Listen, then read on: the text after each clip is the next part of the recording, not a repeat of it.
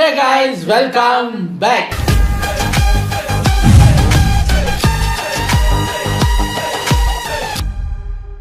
எனக்கு நம்ம magnet facts டியூஸ்டேனாலே மேக்னட் ஃபேக்ட்ஸ் வீடியோ தான் எடுத்துகிட்டு வந்திருக்கோம். எனக்கு ரொம்ப பிடிச்ச டாபிக்ங்க மைண்ட் ப்ளோயிங் ஃபேக்ட்ஸ். ஒவ்வொரு வாரமும் புதுசாக நமக்கு தெரியாத விஷயங்கள்லாம் தெரிஞ்சுக்க போகிறோம். தெரிஞ்சுக்கிட்டு என்னடா பண்ண போகிறோம் அப்படின்னு கேட்டால் ஒன்றும் இல்லை, வீடியோ பார்த்து முடிஞ்சோடனே மறந்துடும். அந்த வீடியோ பார்க்குற வரைக்கும் அப்படியா அப்படின்ட்டு அப்புறம் 5 நிமிஷத்துக்கு அப்புறம் என்ன சொன்னார் அப்படிங்கிற மாதிரி ஆகிடும். சரி வாங்க, இது ஒரு ஷார்ட் 8 minutes வீடியோங்கிறதுனால டக்குன்னு பார்த்துட்டு ரெடி. எல்லா வாட்ச் விளம்பரத்திலையும் ஏன் முள்ளு இப்படி இருக்குன்னு தெரியுமா? பிரெஞ்ச் பிரைஸ் பிரான்ஸ்ல செஞ்சதே இல்ல தெரியுமா? எல்லா வாழைப்பழமும் உழைஞ்சே இருக்கிறதுக்கு காரணம் இருக்கா? அம்பானி வீட்டு நாய் யூஸ் பண்ற காரோட மதிப்பு என்னன்னு தெரியுமான்னு நாய்க்கு காரா கேள்விகளுக்கு விசித்திரமான வேற லெவல் பதில்களை தான் இந்த வீடியோல விளக்கமா பார்க்க போறோம். அதனால வெல்கம் டு தி வீடியோ. இதுதான் உங்க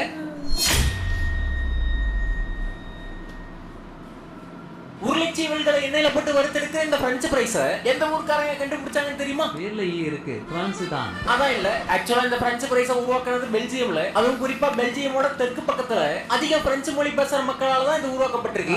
உலகம் போற உண்டு காலத்துல தான் அமெரிக்க ராணுவ வீரர்களால இது பிரெஞ்ச் பிரைஸ்னு பேர் வைக்கப்பட்டிருக்கு. சோ நெக்ஸ்ட் டைம் கடைக்கு போய் அக்யூரேட்டா அதை பத்தி கேட்கணும்னா பெல்ஜியம் பிரைஸ் இருக்கான்னு மட்டும் கேளுங்க. சுத்தனி பூச்சி மூஞ்சில ஊத்துறேன்.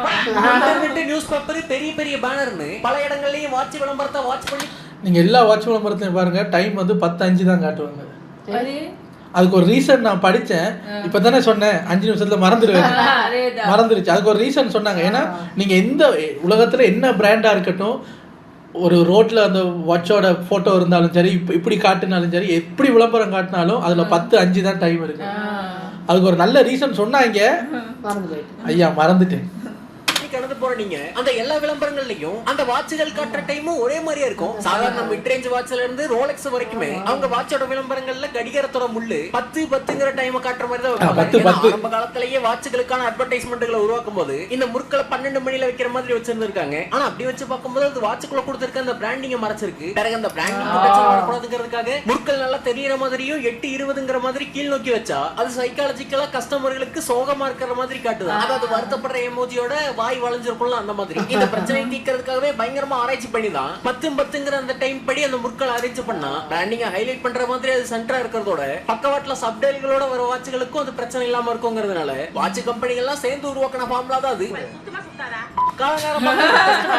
கண்டுபிடிச்ச ஒரு மேட்டரை எதுக்குடா கண்டுபிடிச்சு தோணுன்னு கண்டுபிடிச்சவரை கண்டமாய் பாத்திருக்கீங்க. அப்படி ஒரு ஆள் தான் இந்த ஈத்தர் சக்கர்மன்ங்கிறவர். தலைவனோட அரிய கண்டுபிடிப்பு என்ன தெரியுமா? நீங்க கல்வி அறிவை வளர்த்துக்கிறதுக்காக 11 மணிக்கு மேல இன்டர்நெட்டுக்குள்ள போகும்போதோ இல்ல நேத்து ரிலீஸ் ஆன படத்தை இன்னைக்கு திருட்டி விசிறியா நெட்ல விட்டாங்களேன்னு வெப்சைட்ல போய் பார்த்து வருந்திட்டு வரதுக்காக போனாலோ இடையில பட்டு ஏகப்பட்ட வேகத்துல ஆடுகள் வந்து விழுகும். அந்த பாப்அப் ஆடுகளை உருவாக்குனதே நீதானா அது?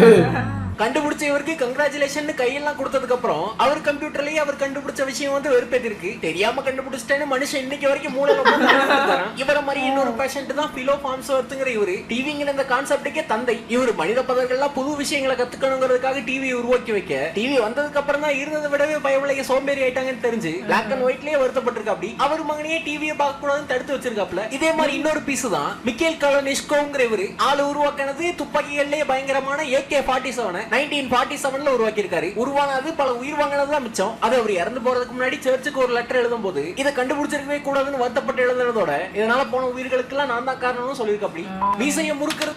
சரி, இப்போ உங்களை என்ன பண்ணலாம்? நீங்க தான் காரணம், வருந்துறீங்க, மன்னிப்பெல்லாம் கேட்குறீங்க. இப்போ என்ன பண்ணலாம்? அதையும் சொல்லியிருக்கிறோமா வேணாமா?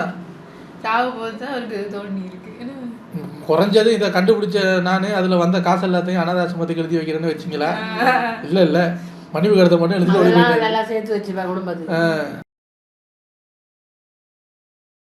இவங்களே கண்டுபிடிச்சிட்டு இவங்களே வருந்துறாங்க.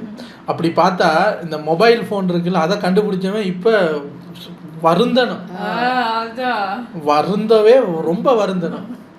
அன்றைக்கி நேற்றா எப்போயோ நான் அம்மா மிஸ்டி எல்லாம் சும்மா டீ குடிக்கும்போது உட்காந்து பேசிகிட்டு இருக்கும்போது அந்த காலத்தில் எங்களை வில்லேஜ் சைடில் நாங்கள் இருந்து பார்த்த விஷயங்கள் இப்போ வில்லேஜ் சைடில் எல்லாம் எப்படி மாறி இருக்கு, ஏன் மாறிச்சுங்கிறதெல்லாம் அப்படியே ஒரு கோர்வையாக பேசணும். இப்போ போனால் நம்மளோட அந்த சைல்ட்ஹுட் மெமரி எல்லாம் இருக்காது. இடமும் அப்படி இல்லை, ஆளுங்களும் அப்படி இல்லை. ஏன்னு பார்த்தா இந்த ஃபோனு எல்லாம் வந்து எல்லாரும் அப்படியே பிரிச்சிருச்சு. எல்லாரையும் முதல்ல எப்படி இருப்பான், இப்போ அப்படி இல்லை, எல்லாம் பிரிஞ்சு போச்சு. அப்போ மொபைல் ஃபோனை கண்டுபிடிச்சவங்க தான் இப்போ ரொம்ப வருத்தப்படணும். மீசையை முறுக்கிறது மீசக்காரன் பாட்டு பாடுறதெல்லாம் மனித பதர்களுக்கு மட்டும்தான் பொருந்தும் நினைச்சீங்கன்னா இந்த பறவை பதர்களுக்கும் அது பொருந்தும். பேர் வச்சு இந்த பறவை அழகுக்கு மேல அழகா ஒரு வெள்ளையான மீசை வச்சிருக்கு. மத்த எந்த ஒரு பறவைக்கும் இல்லாத ஒரு ஃபீச்சரா பஞ்சு மிட்டாய் மீசை இருக்கிறதே நேச்சரா. இந்த பறவைகள் முட்டையை திறந்த 1 வருஷத்துல இருந்து 2 வருஷத்துலயே வளர்ந்து தொங்குற அளவுக்கு மீசையை வளர்த்திரும். சவுத் அமெரிக்காவோட பசிபிக் கோஸ்ட் பகுதியில வாழ்றது தண்ணியில உள்ள சின்ன சின்ன மீன்களை சாப்பிட்டு சுத்திக்கிட்டு இருக்கான். வினோதங்களும் விசித்திரங்களும் வேர்ல்டு நிறைய நிறைஞ்சிருக்க மாதிரியே இந்த உன்குழாய்க்குள்ளே ஏகப்பட்டது கிடக்கு. உதாரணமா யூடியூப்ல போய் 301 வியூஸ்னு போட்டீங்கன்னா முதல்லயே ஒரு வீடியோ வரும். கரெக்டா அதுல 301 வியூஸ் தான் இருக்கும். ஆனா அழுத்தி உள்ள போய் கொஞ்சம் லைக்ல பாத்தீங்கன்னா லைக் 43 லட்சத்துக்கு மேல இருக்கும், கமெண்ட் 3 லட்சத்துக்கு மேல இருக்கும். ஆனா பார்வையாளர்கள் கவுண்ட் வெறும் 301 தான். இது யூடியூப்ல அந்த சேனலோட கிரியேட்டர் அவர் வீடியோல 301க்கு மேல வியூஸ் போகலன்னு இன்னொரு வீடியோ போட யூடியூப் கம்பெனி அதை பார்த்து 301 வியூஸோட இதை நிறுத்தி வச்சிட்டாங்க. ஃபன் பண்றாங்களா? 301க்கு அப்புறம் அந்த எதுவுமே கவுண்ட் ஆகல. ஆனா லைக் கமெண்ட் எல்லாம் பிச்சுக்கிட்டு போயிருக்கு. படத்துல சிங்கத்தை பயங்கரமா காட்டணுங்கிறதுக்காக. அதுக்கு என்னங்க யூடியூப் வந்து வெள்ளைக்காரனுங்களோட மட்டும் சந்தோஷமா விளையாடுது, நம்மளோட வாழ்க்கையில விளையாடுது. என்னன்னா அது உங்களுக்கு அதுலயே ஒரு பிரிவினையாடா? எங்களோடய விளையாடுங்கடா. எங்களோட வந்து ஒரு ஆள் பார்த்தா 100 வியூஸ் வர மாதிரி அப்படி மாத்தி வைக்க பார்ப்போம். ஆம்பளையா இருந்தா மாத்தரா பார்ப்பான். அது கர்ஜிக்கும் போது இந்த மாதிரியான சத்தங்களை போட்டு நீங்க கேட்டிருக்கலாம். பயங்கரமா இருக்கா, கம்பீரமா இருக்கா, முரட்டுத்தனமா இருக்கா. ஆனா அது ரியல் இல்ல. ஆக்சுவலா ஒரு வளர்ந்த ஆண் சிங்கத்தோட கர்ஜனை இந்த மாதிரி இருக்கும். மூவில குறைகள் எல்லாம் மாத்தி கொஞ்சம் எடிட் பண்ணி கெத்தா காட்டுறாங்க. சரி, இந்த ஸ்பீடா ஓடுற சீட்டா பைபிள் எங்க அதுல என்னங்க குறை இருக்கு? அதுவே கெத்தா தானே இருக்கு ஒரிஜினல். அன்னைக்கு ஏதோ இது மாதிரி ஏதோ ஒன்று கர்ஜனை பண்ணும்போது அந்த ரியல் ஃபுட்டேஜோ காட்டுறாங்க. எனக்கெல்லாம் வந்து பா என்ன சவுண்ட் இல்லை அப்படின்னு யோசிக்குது. மிஸ்டேக்கால ஒரு டவுட் வந்துச்சு. என்னடி அது என்ன ஹரி கத்தும் போது வாயில் எடுத்து புகை வருது. இவனுக்கு அது ஒரு டவுட். சத்தமெல்லாம் கிடக்கட்டும், ஏன்டா புகை வருது? அதுக்கு மிஸ்டேக்க சொல்லுது. ஒருவேளை குளிர் பிரதேசத்துல வாழுமோ? இருக்காது. என்னவா இருக்கு? நீ என்ன பண்ண? அது கத்தும் போது தலையை உள்ள விட்டு பாரு.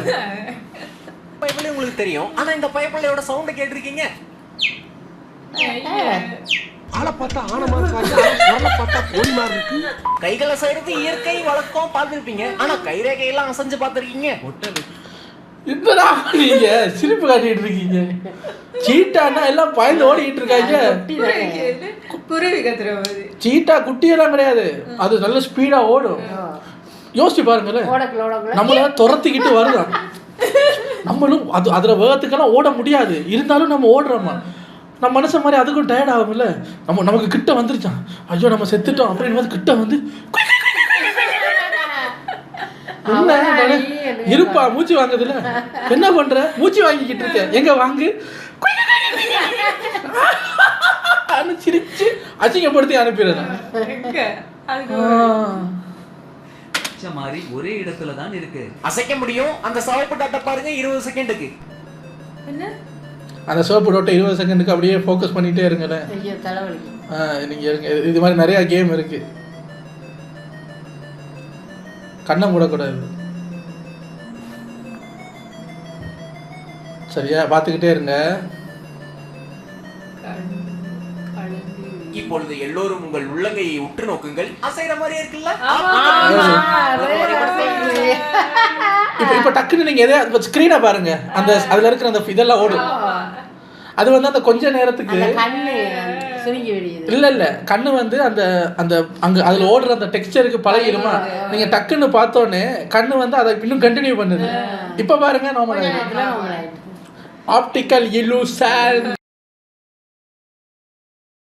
ஆனா நியூசிலாந்துங்கிற நாடு மாதிரியே ஓல்டு சீலாண்டுன்னு ஏதாவது இருக்கு? ஆக்சுவலா இருக்கு. 1642ல நெதர்லாந்துல டச்சுக்காரர்கள் கண்டுபிடிச்ச ஒரு குட்டி தீவுக்கு சீலாண்டுன்னு பேர் வச்சாங்க. அதுதான் டெக்னிக்கலி ஓல்டு சீலாண்டு. பிறகு பசிபிக் கடல்ல இறங்கி நாடுகளை தேட ஆரம்பிச்சப்பதான் இப்ப இருக்க நியூசிலாண்ட கண்டுபிடிச்சது, பெயர் வச்சதெல்லாம். காலங்களும் காட்சிகளும் மாறிக்கிட்டே இருக்கும்போது எப்பவும் மாறாமையே இருக்க ஒரே ஒரு விஷயமா இருக்கிறது காதல் இல்ல பின்னூசி. உங்களுக்கு விவரம் தெரிஞ்ச காலத்துல இருந்து யோசிச்சு பாத்தீங்கன்னா ஒரே மாதிரியான டிசைன்ல தான் இருக்கும் இந்த பின்னூசி. சேஃப்டி பின்ன ஊக்குன்னு அவங்களுக்கு பிடிச்ச பேர்ல கூப்பிட்டு இருந்தாலும் செவ்வாய் கிரகத்துக்கே ராக்கெட் விடுறாலும். ஐயா பின்னுனா என்ன, ஊசினா என்னங்க ஐயா? பின்னூசி பின்னூசி போல அப்படியா? முன்னாடி குத்துனா முன்னூசியா? ஐயோ நம்ம ஆளுங்க தமிழையும் விட மாட்டேங்கிறாங்க, இங்கிலீஷையும் விட மாட்டேங்கிறாங்க. ரெண்டையும் சேர்த்து பின்னூசி. கேட்ச் பிடி, நடு சென்டரில் போய் நில்லு, கண்ணாடி கிளாஸ் உடஞ்சி, சூரிய வெளிச்சம், டோர் கதவை மூடாது. இதாவது பரவாயில்ல, இவ்வளோ பேசுகிறேன்னு சின்ன வயசில் நான் ஒன்று பண்ணியிருக்கேன். அதாவது சின்ன வயசில் நான் வந்து இங்கிலீஷ் மீடியத்தில் படிக்கிறதுனால அம்மா வந்து எல்லாத்தையும் பெருமையாக பேசுகிறது, என் பையன் இங்கிலீஷ் மீடியத்தில் படிக்கிறான்னு. இதை நான் ஓர காதெல்லாம் கேட்டு ஓ இப்போ சொந்தக்காரங்க வந்தால் நம்ம இங்கிலீஷ் மீடியத்தில் படிக்கிறோங்கிறதுக்காக அந்த இங்கிலீஷில் பேசணுங்கிற ஒரு இது இருந்தாலும் நம்ம உள்ளே ஓடுறது தமிழ் ரத்தமா இல்லையா. எங்கள் மாமா வந்திருக்காருங்க. மாமா வந்தால் வெளியே போவார், நான் அவனுக்கு கூட சேர்ந்து போகணுன்னு ஆசை. ஆனால் மாமா வந்து சம்டைம்ஸு எங்கேயாவது சரக்கு போட போகும்போது சின்ன பையனை கூப்பிட்டு போக முடியாது, இல்லை ஃப்ரெண்ட்ஸோட அப்படியே ஜாலியாக இருக்கும்போது என்னை விட்டுட்டு போகிறதுக்கு போவார். நான் வந்து துரத்தி போவேன், என்னையும் கூட்டு போக துரத்தி போவேன். இவர் என்ன பண்ணுவார், போகும்போது நான் பார்த்துட்டேன், துரத்தி போகிறேன். டக்குன்னு போகிற போக்குள்ள அந்த வாசலுக்கு பக்கத்தில் ஒரு கெஸ்ட் வாஷ் ரூம் இருக்கும், அதுக்குள்ளே போய் பூந்துட்டாரு. நான் பார்த்துட்டேன், போய் கதவை க்ளோஸ் பண்ணிட்டாரு. நான் போயிட்டு எப்படி தெரியுமா தட்டி இருக்கேன், எனக்கு தெரியாது, இவர் தான் சொல்லியிருக்காரு, மாமா மாமா ஓப்பன் த டோரை திறந்து விடுங்கள், மாமா மாமா ஓப்பன் த டோரை திறந்து விடுங்க. அவர் அதோட வெளியே வந்து மாமா பாத்ரூமுக்குள்ளே மயங்கிட்டாரு. இவன் இங்கிலீஷ் மீடியத்தில் படிக்கிறான்னு சொன்னா இவன் எல்லாத்தையும் கலந்து படிச்சுக்கிட்டு இருக்கேன். ஓப்பன் த டோரை திறங்கிறான். என்ன சார், அதாவது ஓப்பன் த டோர்னு இங்கிலீஷில் படிச்சது மாமாவுக்கு புரியணுமா இல்லையா? அதான் ஓப்பன் த டோரை திறங்கள், ஓப்பன் த டோரை திறங்கள். இங்கிலீஷ்லையும் தமிழ்லையும் பேசியிருக்கேன். அவர் அதோட அன்னையோட சரக்கு அடிக்கிறத விட்டுட்டு எங்கே வெளியே போனாலும் என்னையும் கூட்டு போவார். எப்படி நம்ம இங்கிலீஷ் அளவுக்கு டெக்னாலஜிலாம் வளர்ந்துருந்தாலும் இந்த பின்னோசியோட டிசைன் மட்டும் ஏன் மாறாமே இருக்குன்னு தெரியுமா? அதாவது ஆதிகாலமான 1850ல வால்டர் ஹண்ட்ங்கிற ஒரு மெக்கானிக் தான் இந்த பர்ஃபெக்ட்டான பின்னோசியோட டிசைனை உருவாக்கி இருக்காரு. முறுக்கப்பட்ட ஒரு கம்பிக்கு கேப் போட்ட மாதிரி டிசைன் ரொம்ப சிம்பிளா இருந்தாலும் அதோட பயன்பாடு அதிகமா இருக்கு. அந்த தேவைகள் எல்லாத்தையும் இதுவே நிறைவேற்றதுங்கிறதுனால கிட்டத்தட்ட 200 வருஷத்துக்கு மேல அதே டிசைனை மெயின்டைன் பண்ணிட்டு இருக்காங்க. டான்ஸ்ங்கிறத கேட்டாலே பலருக்கும் மைக்கேல் ஜாக்சன் தான் மண்டல வருவாரு. அதுவும் மைக்கேல் ஜாக்சனோட டான்ஸ் மூவிலேயே ரொம்ப ஃபேமஸான மூன் வாக்கும் பலருக்கும் ஞாபகத்துக்கு வரும். ஆனா ஆக்சுவலா இந்த மூன் வாக்கை உருவாக்குனது எம்ஜே இல்ல, மைக்கேல் ஜாக்சன் இதை பயன்படுத்துறதுக்கு பல வருஷத்துக்கு முன்னாடியே சில பேர் இந்த மூன் வாக்க பெர்ஃபார்ம் பண்ணிருக்காங்க. குறிப்பா 1970களில் வந்துட்டு இருந்த ஒரு டான்ஸ் ஷோவான சோல் ட்ரெயின் பேர் வச்ச ஒரு நிகழ்ச்சியில ஜெஃப்ரி டேனியல்ங்கிற இந்த டான்சரே மூன் வாக்க பர்ஃபெக்ட்டா பண்ணிருப்பாரு. 1983ல முறையா எம்ஜே பண்றதுக்கு முன்னாடியே பண்ணிருப்பாரு. இந்த நிகழ்ச்சியில இருந்து இன்ஸ்பயர் ஆகி ஆனா பாருங்க, யாரு அவர் பண்ணினாதான் அது நடக்குது. இப்போ நீங்கள் வந்து மைக்கேல் ஜாக்சன் வந்து அவர் மூன் வாக்கை கண்டுபிடிக்கல, ஆனால் அதுக்கு முன்னாடியே ஒருத்தர் கண்டுபிடிச்சிருக்காருன்னு 19 எப்பயோ போய் இந்த கண்டுபிடிச்சிருக்கீங்க. அதுக்கு முன்னாடியும் ஒருத்தர் மூன் வாக்குக்கு முன்னாடியே ஒன்று பண்ணியிருக்காரு. அந்த நாயை பார்த்தீங்களா? குண்டி வாக்கு கேள்விப்பட்டிருக்கியாடா? எரியும்டா, கயிறுல கட்டி இழுத்து போறான்டா, அதுவும் பின்னாடி. இவனை சொல்லி நிறுத்துக்கலடா யாராவது. எப்படி இவர் இப்படி உட்காந்துருப்பாரு, அவர் மூன் வாக் பண்ணும்போது இவரும் இதே மலா வேணாம் மலா நம்பர்ல வெடி அப்படின்ட்டு இருப்பாரு. என்னங்க பெரிய மூன் வாக்கு, குண்டி வாக்கு பாருங்க. கூட மைக்கேல் ஜாக்சன் இதை பண்ணிருக்கலாம்னு சொல்றாங்க. ஆனா ஜெஃப்ரி டேனியலுக்கு முன்னாடியே 1955லயே பில் பெய்லிங்கிற ஒரு டாப் டான்சர் பண்ணிருக்காரு. அப்ப அதுக்கு பேரு மூன் வாக்குன்னு இல்லைனாலும் அவர் தான் முதல் முறையா அந்த மூன் வாக்க பெர்ஃபார்ம் பண்ணதா பார்க்கப்படுறாரு. சோ இவரால உருவாக்கப்பட்டு அவரால மாடர்னைஸ் பண்ணப்பட்டு எம்ஜே மூலமா பாப்புலர் ஆயிருக்கு. இந்த வீடியோல எல்னி எதுக்கு குரங்கு முறுக்கிட்டு இருக்குன்னு பாத்தீங்கன்னா ஆக்சுவலா அதுக்கு ஒரு முக்கியமான ட்ரைனிங் போயிட்டு இருக்கு. அதாகப்பட்டது தேங்காய் வேணும்னா தென்னை மரம் ஏறிதாகணும். ஆனா மனுஷன் சாடுறதை விட மங்கிஸ் ரொம்ப வேகமா ஏறுங்கிறதுனால தாய்லாந்து மாதிரியான ஊர்கள் எல்லாம் குரங்குகளுக்கு ட்ரைனிங் கொடுக்குறாங்க எல்னி எப்படி பறிக்கணும்னு. அங்க எல்னி கடை வச்சிருக்க பயபிள்ளைகள் எல்லாம் ஆளுக்கு ஒரு குரங்கை எடுத்து அதுக்கு ஒரு மாதிரி ட்ரைனிங் கொடுத்து எல்னியை புடுங்கிறதுக்கு யூஸ் பண்ணிக்கிறாங்க. இந்த குரங்குகளுக்கு வேலைக்கு சாப்பாடு போறதை தாண்டி அப்பப்ப சிப்ஸ் பாக்கெட்டும் கொடுத்து அழகு பார்க்கறாங்க. வேலை வெட்டி இல்லாத நேரத்துல விட்டத்தை பத்தி சிந்திக்கும் போது என்னைக்காவது ஏன் இந்த வாழைப்பழங்கள்லாம் வளைஞ்சே இருக்குன்னு யோசிச்சிருக்கீங்க? ஆனா வளைவா இருக்கிறதுக்கு காரணம் ஏதாவது இருக்கான்னு கேட்டா வாழைப்பழம் வளைஞ்சு போறதுக்கு காரணம் சூரியன் தான். பொதுவா வாழைப்பழங்கள் வளைவில்லாம தான் வளர ஆரம்பிக்கும். ஆனா அது வளர வளர சூரிய ஒளி இருக்க ஏரியாவை பார்த்து வளைய ஆரம்பிக்கும். இந்த நிகழ்வுக்கு ஜியோட்ராபிசம்னு பேரும் இருக்கு. இது வளர்ற பழங்களுக்கு போதுமான சூரிய ஒளி கிடைக்கணுங்கிறதுக்காக இந்த மாதிரி அமைஞ்சிருக்கு. இந்த ப்ராசஸ் தான் பல இருக்கு. இந்தியால அநியாயத்துக்கு அதீத பணக்காரர்களா இருக்க அம்பானி குடும்பம் பயங்கரமான லக்ஸுரியான கார்கள்லாம் வச்சிருப்பாங்கிறது உங்களுக்கே தெரியும். ஆனா அம்பானி குடும்பத்துல பெட்டா இருக்க இந்த ஹாப்பிங்கிற கோல்டன் ரிட்ரீவர் நாய்க்கு கூட ஒரு தனி லக்ஸுரி கார் இருக்கு. அம்பானி குடும்பத்துல ஒன் ஆஃப் த மெம்பராவே இருந்தது. ஏன் அனந்த அம்பானியோட ப்ரீ வெட்டிங் நிகழ்ச்சி நடக்கும் போது கூட இந்த ஹாப்பிக்காகவே தனியா பனாரஸ்ல இருந்து ஜாக்கெட்லாம் செஞ்சு அதை போட விட்டு அழகு பார்த்திருப்பாங்க. குடும்ப போட்டோலையும் வந்திருக்கும். ஆரம்பத்துல இந்த ஹாப்பி அம்பானி வெறும் டொயோட்டா ஃபார்ச்சுனர் கார்ல போயிட்டு வந்துட்டு இருந்திருக்கு. அதுவே எங்கதான் போவாரு அதோட என்ன சொல்றாங்க பாருங்க, இதெல்லாம் கேட்க வேண்டிய கொடுமையில இருக்கும். அந்த நாய் வரும் ஃபார்ச்சுனரா, இது வருமா? ஏண்டா நாய்க்கு வண்டி கொடுத்ததே தப்பு, இதுல வருமுங்கிறாங்க. அதோட வேலையே 4 காலம் ஓடுறது ஆடுறது தானுங்களா. அவருக்கு பனாரஸ்ல உடுப்பு. சரி, இப்போ இதுல இருந்து அவர் எந்த காருக்கு அப்கிரேட் ஆயிருக்காரு? அதுவே ஒரு 50 லட்சத்துக்கு மேல வரும். ஆனா அம்பானி எங்களுக்கு அது கொஞ்சம் சீப்பா தெரிஞ்சதுனால 1.5 கோடி ரூபாய் மதிப்புல இருக்க டொயோட்டா வெல்ஃபயர் வாங்கி கொடுத்துருக்கு. அப்படி அதுவும் பத்தாம கல்யாண டைம்ல எல்லா விஐபி எல்லாம் வருவாங்கன்னு இந்த happy dog Mercedes Benz G400D வாங்கி கொடுத்துருக்காரு. அதோட விலை எல்லாம் 3 கோடி ரூபாய்க்கு மேல. அதுக்கா ஆனா சோகமான விஷயம் என்னன்னா 30 ஏப்ரல் 2025 அப்போ ஹாப்பிங்கிற அந்த நாய் இறந்து போயிருச்சு. அதுக்காக வருத்தப்பட்டு பொன்மொழிகள் எல்லாம் எழுதிருப்பாங்க. அம்பானி குடும்பத்துல ஒன் ஆஃப் த புள்ளையா இருந்தது. இந்த வீடியோ இதோடய முடிச்சுக்கலாம். வீடியோல பார்த்து ஐயா அந்த நாய் வேலை காலியா இருக்கா? இல்ல அந்த கார் அப்ப யார் வச்சிருப்பா? பாருங்க, ஒவ்வொருத்தருக்கும் மைண்ட் எப்படி வேலை செய்யுது. நாய் இடம் கார். அம்மா வந்து கேட்குறாங்க, அந்த காரை இப்போ யாரு வச்சிருக்காங்க? ஓ இவன் புள்ள, நானும் சும்மா இருக்கலாமா? நான் ஒரு படி மேலே போயிட்டேன். ஐயா அந்த நாய் வேலை காலியா இருக்கு.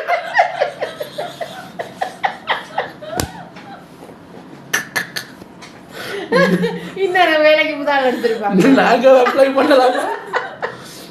அவங்க சொல்லுவாங்களா, அதுக்கு டிகிரி எல்லாம் படிச்சிருக்கேன்னு. என்ன சொல்றீங்க?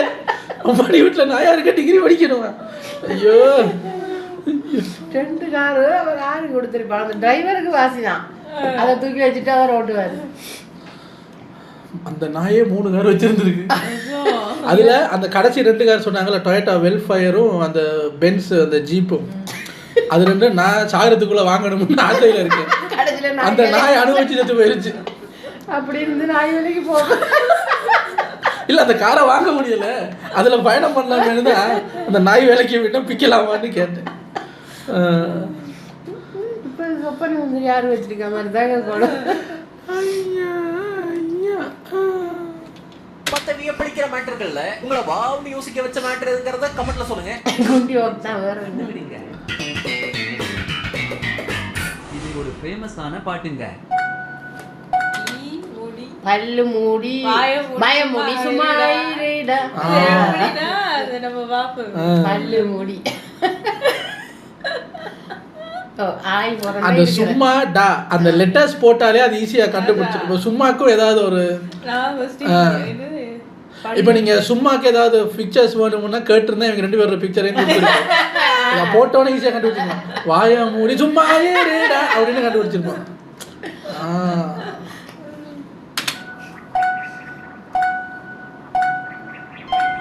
கமெண்ட்ஸ்ல கண்டுபிடிச்சு காட்டுங்க. இந்த வீடியோ பிடிச்சிருந்தா லைக் பண்ணிட்டு தட்டி விடுங்க. சேனலுக்கே புதுசா வீடியோ நேரம் பார்த்ததுக்கு ரொம்ப நன்றி. இதே மாதிரி இன்ட்ரெஸ்டிங்கான வேற ஒரு வீடியோல மறுக்க வந்து மீட் பண்றேன். இதுதான் உங்க மேக்னெட் ஃபேக்ட்ஸ். நல்லா தான் இருக்கு இன்னைக்கு வீடியோல. இருக்கும்டா. அந்த நாய் சாகரத்துக்குள்ள 3 கார்ல பயணம் பண்ணி பனாரஸ் பட்டெல்லாம் போட்டிருக்கு. இப்போ காரே இவ்வளோ நல்ல கார் கொடுத்துருக்காங்க. ஆனால் ரிவ்யூவில் எப்படி அதான் இல்லை அவருக்கு நாய் வேலைக்கு ஆள் பண்ணா கண்டிப்பாக 3 பேர். அவர் சொல்றாரு 3 நாயெல்லாம் வேணாம், எங்களுக்கு 1 நாய் தான் வேணும். ஆனா பாருங்களேன், அந்த நாய்க்கு டாக்டர்ஸ் எல்லாம் வந்து பக்கத்துல இருந்திருப்பாங்க. அது சூப்பரா வளர்ந்துருக்கும், நல்ல ஹை குவாலிட்டி சாப்பாடு தான் சாப்பிட்டு இருக்கோம். இருந்தாலும் அவ்வளவுதான் வாழ்க்கை. அம்பானி வீட்டிலேயே ஆயுள் குறைவோ கூட அம்பானியாவே இருந்தாலும் நம்மளாவே இருந்தாலும் ஒரு காலம் பாய் சொல்லி போய்தான் ஆகணும். அம்மா சொல்லுவார், இருந்து பாய் சொல்ற வரைக்கும் வாழுவான். அது வரைக்கும் அவர் வாழ்றாரு. அந்த வேலையை கொடுத்தா நம்ம வந்தேன். யோசிச்சு பாருங்க, நாய்க்கு என்னங்க 3 கோடி ரூபாய்க்கு காரா அப்படின்னு கேட்டா அது நாய்க்கு இல்லை, அந்த ஓனரோட ரேஞ்ச் அப்படி இருக்கு. நாய்க்கு 3 கோடி ரூபாய்க்கு கார் வாங்கி கொடுக்குற அளவுக்கு 3 கோடி ரூபா அவருக்கு அவ்வளவுதான் செலவு. 3 கோடி ரூபா எங்க நாய்க்கு கார் வாங்குற காசு சார். இப்போ அவர் நாய் சும்மா தேய்ச்சிட்டு குட்டி ஒர்க் பண்ணியிருந்தா அப்படி இருக்கும். அதனாலதான் அவர் வாங்கி கொடுத்துருக்கேன். வீட்டுக்குள்ள சும்மா செல்ல பிள்ளையா ஓடி தெரிஞ்சிருக்கும். அது அதுக்கு பேர் ஹாப்பின்னு வச்சு அது இறந்ததுக்கு இவங்க பொன்மொழியெல்லாம் போட்டு அழுதுகிட்டு இருக்காங்கன்னா செல்ல பிள்ளையா தான் இருந்திருப்பாரு.